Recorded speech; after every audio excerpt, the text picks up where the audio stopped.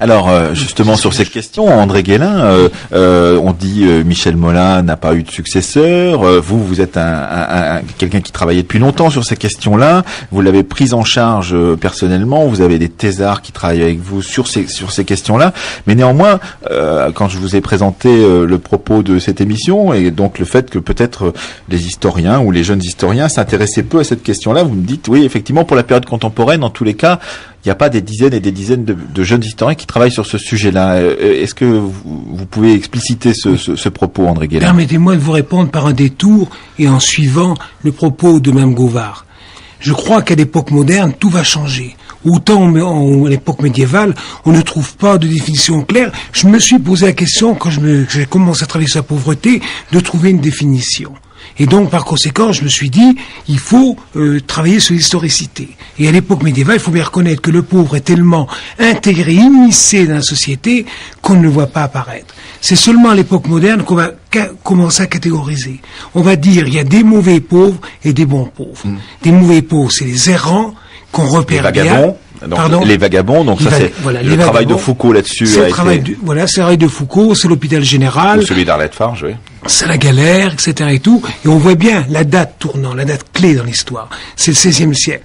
Le XVIe siècle où la naissance du capitalisme provoque une mise au centre de la société de la valeur travail, d'autre part la réforme avec sa thèse des deux royaumes, c'est-à-dire que le royaume des cieux s'occupe des cieux, le royaume des hommes s'occupe des hommes, et par conséquent l'État va s'intéresser à la pauvreté. Et puis il y a également une période de grande crise économique où véritablement dans les campagnes on commence à de moins en moins tolérer ces pauvres. Et justement c'est le mérite de Foucault d'avoir montré que autant tolérer les petits illégalismes dans les campagnes, par exemple du type braconnage, couper les jeunes pousses du Seigneur, etc., autant les pauvres, on les voit comme la peste, on se dit qu'ils viennent prélever sur l'écosystème.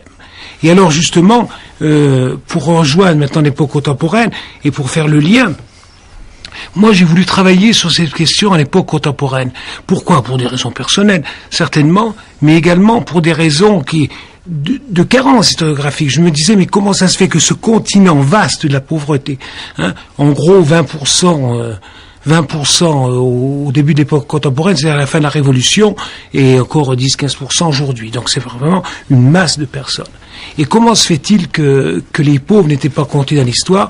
Parce que les pauvres n'allaient pas dans le sens de l'histoire. On avait une vision un peu béate, il faut bien reconnaître un petit peu marxisante, de dire que la pauvreté allait disparaître de sa belle mort. Et par conséquent, les pauvres n'étaient pas intéressants vus dans le sens de l'histoire. Et c'est ces rémanences qui ont fait que la pauvreté reste et par conséquent a mérité d'études. Alors, c'est vrai que j'ai été bien seul à un moment. C'est vrai qu'il y a quand même quelques études. Yannick Marek, que vous avez invité hier, a publié une thèse intéressante sur la pauvreté à Rouen, mais toujours avec cette espèce d'ambiguïté, c'est-à-dire est-ce que les pauvres c'est les grands pauvres ou est-ce que c'est les pauvres ouvriers, etc. Vous savez, il y a la phrase de Jules Romain, je terminerai par là, qui disait chez nous, on était pauvres, mais on n'était pas des pauvres.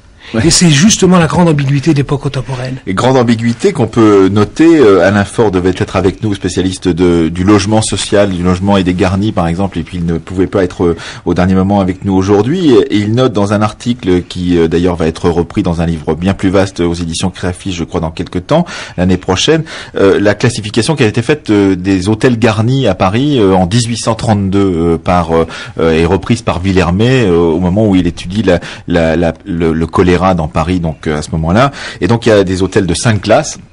4e classe, 2 pauvres ouvriers dont beaucoup se réunissent dans des chambres et communes. 5e classe, gens sans profession, utiles et sans moyens assurés. Commentaire de Villermé, un ramas de gens sans aveu, de vagabonds, de filles publiques, de voleurs, vivant dans une continuelle débauche et n'ayant d'ordinaire d'autres moyens d'existence que le produit incertain de leurs infamies. Serge Pogam. Oui, alors effectivement, ça fait référence à cette hiérarchie sociale de la pauvreté. Moi, ce que je voudrais souligner dans le prolongement de ce qui vient d'être dit, c'est que le 19e siècle, avec le paupérisme, introduit une transformation des représentations et des expériences vécues, en particulier par le fait que l'on voit avec le développement économique, avec la révolution industrielle, on voit, et Tocqueville et Marx sont très sensibles à ce développement, et d'autres encore à cette époque. l'époque, c'est qu'il y a de plus en plus de personnes qui constituent en quelque sorte ce que Marx appelait l'armée industrielle de réserve. L'enfer du paupérisme. C'est l'enfer du paupérisme. Et donc, Tocqueville en particulier remarque que au fur et à mesure que les sociétés se développent, on voit croître, dit-il, une proportion de plus en plus importante de personnes vivant aux dépens de la collectivité, aux dépens de la charité légale. Et c'est cette transformation qui est fondamentale dans l'histoire, parce que apparaît à ce moment-là un statut spécifique qui est le statut de pauvre. Le pauvre qui n'a pas d'autre statut que celui d'être pauvre.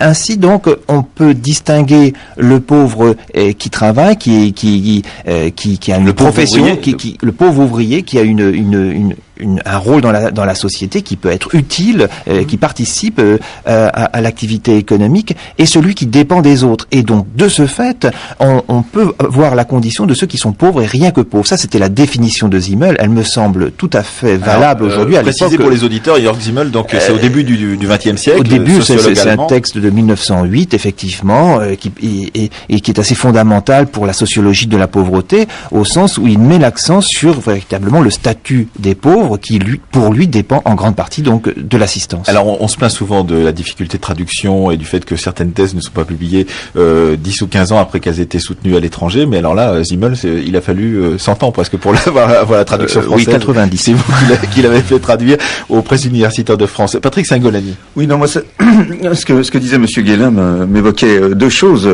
sur la question du marxisme. Évidemment, on peut pas ne pas penser à la question du lumpenprolétariat, je veux dire, et toute la manière dont finalement, à la fois, il y a une certaine figure ouvrière qui est constitutive finalement du sens de l'histoire, et une autre qui en est marginalisée. Et puis surtout, d'ailleurs, par rapport aussi à ce que disait Serge Pogam, sur la question Foucault, lorsque j'ai été sollicité pour l'émission, je me suis dit qu'est-ce que je vais pouvoir dire comme sociologue par rapport à des historiens, et sur finalement. De toute façon, Foucault est vraiment au centre d'une question comme celle-ci, donc ça permet de faire le pont entre la philosophie, l'histoire et la sociologie. Et comme spécificité, disons, d'une réflexion sociologique sur la pauvreté par rapport au travail d'historien. Et ce qui m'a semblé important quand même, c'est la question du biopolitique chez Foucault, c'est-à-dire cette espèce, le moment où quelque chose finalement de la pauvreté devient complètement investi par les appareils d'État, par un certain nombre de dispositifs. Et ça rejoint aussi, dans une certaine mesure, je trouve qu'il y a de ce côté-là des parallélismes à faire entre Tocqueville et Foucault, dans une certaine mesure, c'est-à-dire que cet État devient un État qui commence à s'occuper, alors bon, ça peut être lu de diverses manières, en divers sens, mais qui commence à s'occuper effectivement du vivant et d'un certain type de vivant, et à le prendre et à l'investir, quoi, surtout à l'investir. C'est ça qui... Et c'est à partir du moment où il l'investit, justement, qu'on peut quantifier, justement, la pauvreté. Même si c'est pas si évident que ça, parce que, justement, André Guélin, vous parliez à un moment des comités de bienfaisance, et vous dites, bon, les assistances baissent, mais est-ce que ça veut dire pour autant que la pauvreté baisse? Ah oui, ça c'est le grand problème. D'abord, la quantification de la pauvreté est d'abord une question de représentation. Maintenant, Serge Pogam le dira mieux que moi, on a des seuils de pauvreté, on peut essayer de mesurer, mais c'est variable, parce que si on fait monter le seuil, on fait diminuer la pauvreté, etc. Mais à l'époque, évidemment, c'est une question de représentation, c'est une question de ressenti par le public. Et je voudrais seulement rajouter par rapport à ce qu'a dit M. Sagolani, sur Marx voit le premier quand même, cette quatrième fange, que Victor Hugo d'ailleurs ignorait également quand il a écrit le premier, c'est Misérables, il savait pas de quoi il parlait, hein. Et donc par conséquent, Marx les a appelés les Misérables. Les Misérables, qu'est-ce qu'il met les Misérables? Il met les prostituées, les criminels, les délinquants, et il rajoute peut-être que s'il y a les enfants de chômeurs, les enfants orphelins, les vieillards qui ne peuvent plus travailler, et les ouvriers démonétisés. Donc démonétisés, c'est-à-dire inadaptés au processus de production en train d'exploser. Donc par conséquent, il y a une vision assez claire. Mais de là, évidemment, à mesurer quantitativement et la pauvreté, c'est extrêmement difficile, parce que par définition, et nos amis diront mieux que moi, par définition, il y a des revenus parallèles. Et Claude Gauvard, alors c'est vrai qu'on est au cœur de ce que vous disiez tout à l'heure à propos des interrogations des médiévistes sur cette question de la pauvreté. Voilà, entre la représentation du pauvre, ce qu'il est, le visage du Christ, etc. Et puis la réalité, la quantification. Il y a toute la difficulté du travail sur les sources, de retrouver de nouvelles sources ou de réinterroger des sources que l'on connaissait mais qu'on n'avait pas interrogées de cette façon-là. On en est où de ce point de vue-là, au point de vue médiéval? On a beaucoup avancé quand même. Dieu merci, on a beaucoup avancé et on a beaucoup réfléchi sur d'abord le vocabulaire, je l'ai dit tout à l'heure, et sa signification. Pauvre veut dire surtout celui qui supplie, pour faire bref, qu'il supplie Dieu ou qu'il supplie le Seigneur ou qu'il supplie le roi, peu importe. Et donc on cherche autrement. Alors, chercher autrement, ça veut dire d'abord regarder du côté des infractions. La justice a beaucoup aidé. L'histoire de la justice, et là, on a quand même beaucoup travaillé depuis 20 ans en histoire judiciaire, mais en faisant très attention. Et autour de la table, là, on a fait l'amalgame, et c'est normal, entre voleurs et pauvres. Or, le vol, c'est extrêmement difficile à étudier. Puisque, à l'époque médiévale, on distingue parfaitement le vol en cas d'extrême nécessité, et saint Thomas a des pages absolument superbes là-dessus, Thomas d'Aquin, donc XIIIe siècle, dans la Somme théologique, où il dit qu'on doit absolument ne pas condamner celui qui a volé en cas d'extrême nécessité, puisque c'est à la société, finalement, à la communauté, de l'entretenir. Bon. Tout voleur de ce type est innocent. Bon. À la fin du Moyen-Âge, et là je suis tout à fait ce que M. Guélin a dit tout à l'heure, bon, évidemment, c'est pas le XVIe siècle tout seul qui a tout fait, mais ça s'est préparé, bien entendu, et on voit apparaître à la fin du Moyen-Âge des critiques sur l'extrême nécessité même. Et ça serait d'ailleurs intéressant si on se plaçait dans l'optique d'un Jacques Le Goff qui parle d'un très long Moyen-Âge qui va presque jusqu'à la Révolution française, d'effectivement de sauter les barrières disciplinaires et de faire en sorte de pouvoir travailler, justement, vous êtes plutôt spécialiste de ça, justement, Claude Gauvard, de pouvoir travailler communément, enfin, ensemble avec les modernistes sur cette question-là, sur cette évolution très longue jusqu'à la période moderne. Et on voit bien, si vous voulez, la différence là qui se met en place au XIVe et XVe siècle entre le vol en cas d'extrême nécessité et puis le vol puni très sévèrement. Par exemple, une servante qui vole son maître peut très bien être brûlée, en tout cas condamnée à mort. Bon.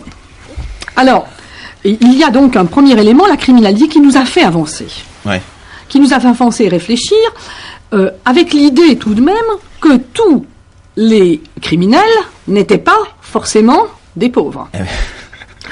Attention, et c'est ça qui est très... voilà.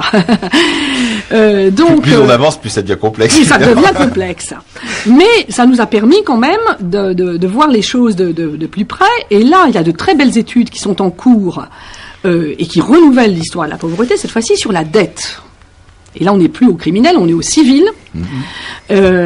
Tous les endettés ne sont pas forcément pauvres, bien entendu. La dette, c'est bien plus complexe que le simple rapport avec la pauvreté. Mais il y a quand même des endettés qui sont pauvres, et on le voit très bien au fait que, par exemple, à Paris, dans la prévôté de Paris, 14e, 15e, donc début 14e siècle, il y a le développement de la contrainte par corps pour les endettés, qui sont emprisonnés, et je peux vous assurer que les gens qui sont emprisonnés ne sont pas des gens riches, ne sont pas des nobles, ne font pas partie de la dette, si vous voulez, du don contre don, intéressant d'ailleurs dans le développement du lien social. C'est une autre histoire. Et l'une des jeunes historiennes qui vient de finir sa thèse, qui a travaillé avec moi, Julie Maillat-Claustre, renouvelle complètement cette approche, et on sent frémir, si vous voulez, des études vraiment de seuil de pauvreté et de réflexion intéressante.